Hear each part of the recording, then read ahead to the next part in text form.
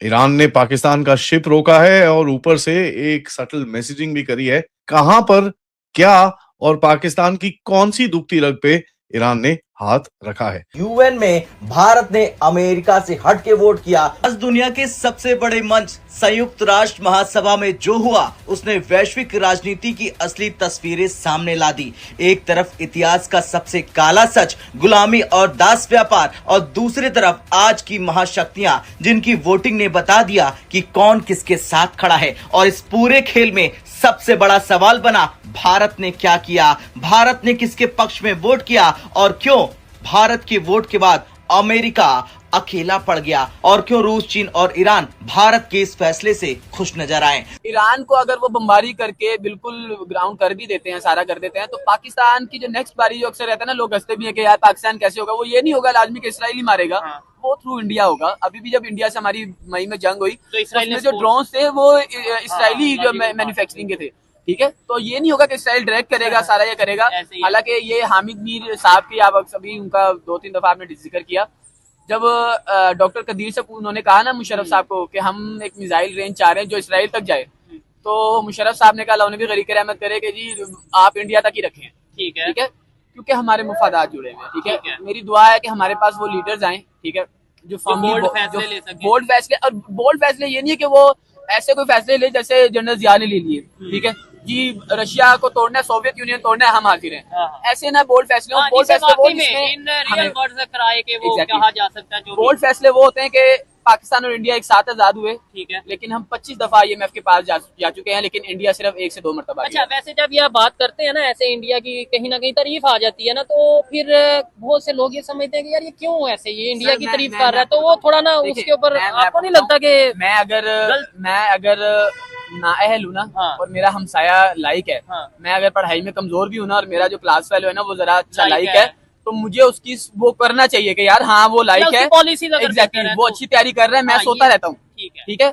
आप उसका मुकाबला करना है, उससे बेहतर तैयारी करना है। आप दुनिया के कोई भी सेक्टर्स देखें ना, IT हो, कोई जियोपॉलिटिकल है, कोई कुछ हो, उसमें इंडियंस क्यों आगे हैं?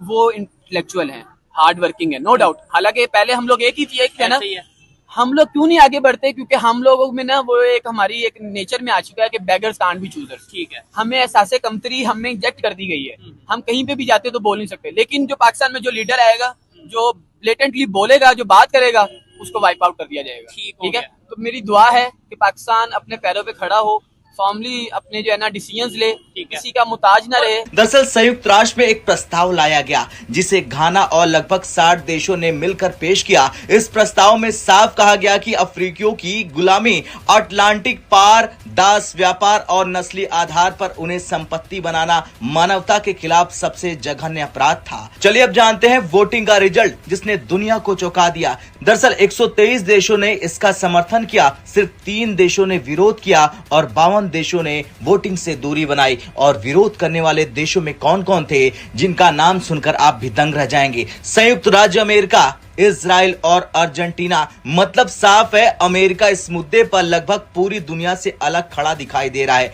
अब सबसे अहम सवाल भारत ने किया, तो भारत उन देशों में शामिल था जिन्होंने इस प्रस्ताव का समर्थन किया। इसका मतलब साफ है भारत ने गुलामी के खिलाफ सख्त रुख लिया है, ऐतिहासिक अन्याय को स्वीकार करने की बात मानी और मुआवजा पर चर्चा का समर्थन कर दिया। अब असली जियोपॉलिटिकल कहानी यहीं शुरू होती है। संयुक्त राज्य अमेरिका ने इस प्रस्ताव का विरोध क्यों किया? इसके पीछे 3 बड़े कारण हैं। पहला, मुआवजे का डर, दूसरा कानूनी प्रभाव और तीसरा है नैरेटिव कंट्रोल। यानी अमेरिका नहीं चाहता है कि उसका ऐतिहासिक रोल गुलामी के रूप में बार बार वैश्विक मंच पर उठे। अब दूसरी तरफ देखिए, रूस, चीन और ईरान, इन देशों ने इस प्रस्ताव का समर्थन किया भारत के साथ। और हम US के अभी भी गुलाम पहले थे हैं और मेरा ख्याल है अगर इस तरह ही चलेंगे तो रहेंगे। अब सवाल है जिन्होंने विरोध किया यानी अमेरिका, इजराइल और अर्जेंटीना ने, उनका क्या कहना था? दरअसल उनका तर्क था कि ये प्रस्ताव इतिहास विकास को एक तरफा दिखाता है, कुछ लोगों की पीड़ा को ज्यादा महत्व देता है, पर्याप्त चर्चा नहीं हुई है। लेकिन सच ये है कि दुनिया के 123 देशों ने इसे खारिज कर दिया।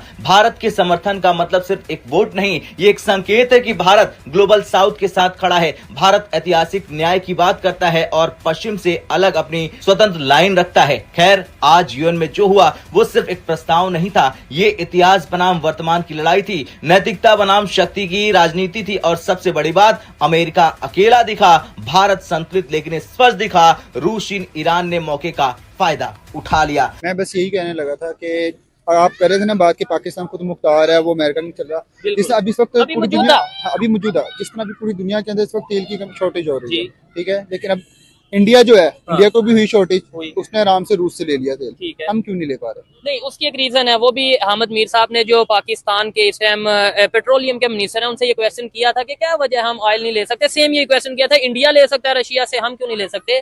उस पे बहुत से पाकिस्तानियों को ये चीज नहीं पता कि पाकिस्तान में जो रिफाइनरीज हैं, जो मशीनरी, सादा अल्फाज में मैं बताता हूँ ताकि देखने वालों को भी समझ आए, आपको तो आ ही रही होगी, कि जो मशीनें हैं जो ऑयल को रिफाइन करती हैं और फिर आगे हम उसे यूज करते हैं, वो हमारे पास उस क्वालिटी की मौजूद नहीं है कि हम रशियन ऑयल को रिफाइन कर सकें।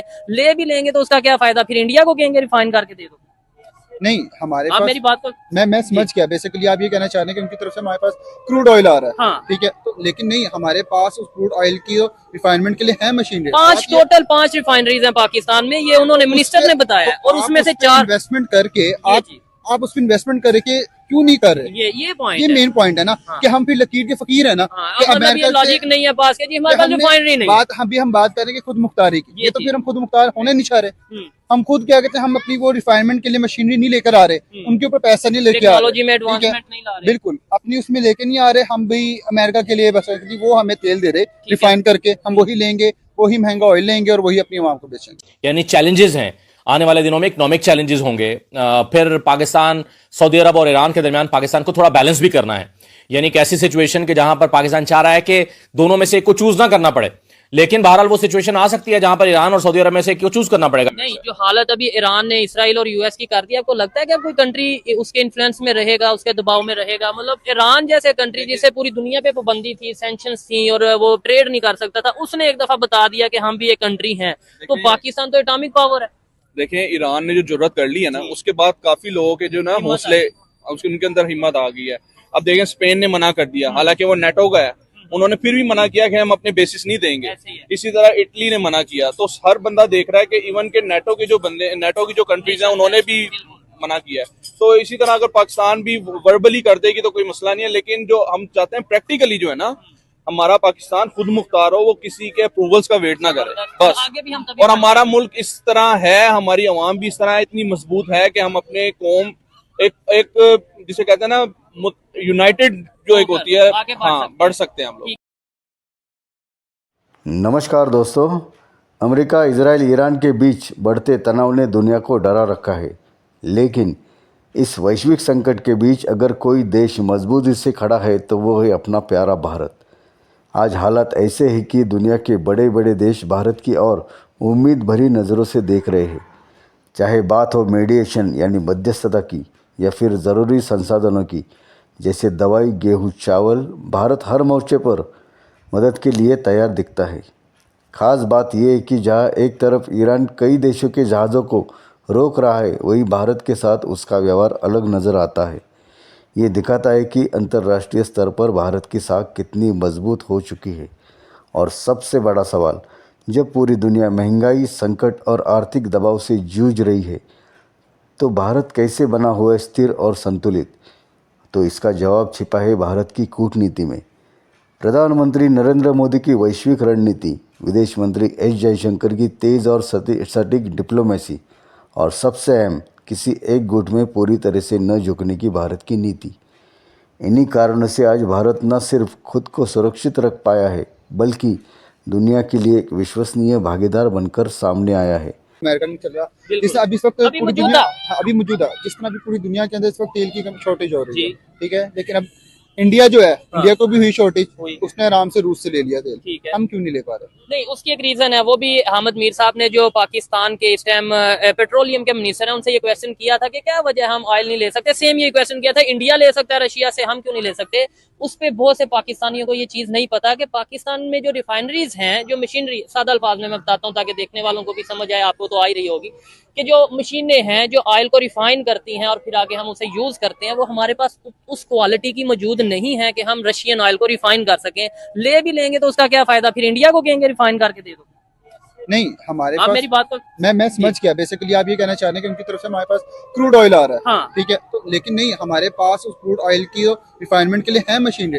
टोटल 5 रिफाइनरीज हैं पाकिस्तान में, ये उन्होंने मिनिस्टर ने बताया, और उसमें से 4 इन्वेस्टमेंट करके आप उस पर इन्वेस्टमेंट करके क्यों नहीं कर रहे? ये पॉइंट, ये मेन पॉइंट है ना, कि हम फिर लकीर के फकीर है ना, कि अमेरिका लॉजिक नहीं है पास के जी, हमारे पास रिफाइनरी नहीं। बात हम बात करेंगे खुद मुख्तारी की, ये तो फिर हम खुद मुख्तार होने नहीं चाह रहे। हम खुद क्या कहते हैं, हम अपनी वो रिफाइनमेंट के लिए मशीनरी नहीं लेकर आ रहे, उनके ऊपर पैसा नहीं लेके आ रहे, बिल्कुल अपनी उसमें लेके नहीं आ रहे। हम भी अमेरिका के लिए बस वो हमें तेल दे रहे रिफाइन करके, हम वही लेंगे, वही महंगा ऑयल लेंगे और वही अपनी आवाम को बेचेंगे। यानी चैलेंजेस हैं आने वाले दिनों में, इकोनॉमिक चैलेंजेस होंगे। फिर पाकिस्तान, सऊदी अरब और ईरान के दरमियान पाकिस्तान को थोड़ा बैलेंस भी करना है। यानी एक ऐसी सिचुएशन कि जहां पर पाकिस्तान चाह रहा है कि दोनों में से एक को चूज ना करना पड़े, लेकिन बहरहाल वो सिचुएशन आ सकती है जहां पर ईरान और सऊदी अरब में से एक को चूज करना पड़ेगा। नहीं, जो हालत अभी ईरान ने इसराइल और यूएस की कर दी है, आपको लगता है कि अब कोई कंट्री उसके इन्फ्लुएंस में रहेगा, उसके दबाव में रहेगा? मतलब ईरान जैसे कंट्री जिसे पूरी दुनिया पे पाबंदी थी, सैंक्शंस थी और वो ट्रेड नहीं कर सकता था, उसने एक दफा बता दिया कि हम भी एक कंट्री हैं। तो पाकिस्तान तो एटॉमिक पावर है। देखें, ईरान ने जो जरूरत कर ली है ना, उसके बाद काफी लोगों के जो ना हौसले, उनके अंदर हिम्मत आ गई है। अब देखें, स्पेन ने मना कर दिया, हालांकि वो नेटो का है, उन्होंने फिर भी मना किया कि हम अपने बेसिस नहीं देंगे। इसी तरह इटली ने मना किया। तो हर बंदा देख रहा है कि इवन के नेटो के जो बंदे, नेटो की जो कंट्रीज हैं, उन्होंने भी मना किया है। तो इसी तरह अगर पाकिस्तान भी वर्बली कर देगी तो कोई मसला नहीं है, लेकिन जो हम चाहते हैं प्रैक्टिकली जो है ना, हमारा पाकिस्तान खुद मुख्तार हो, वो किसी के अप्रूवल्स का वेट ना करे बस। और हमारा मुल्क इस तरह है, हमारी अवाम भी इस तरह है, इतनी मजबूत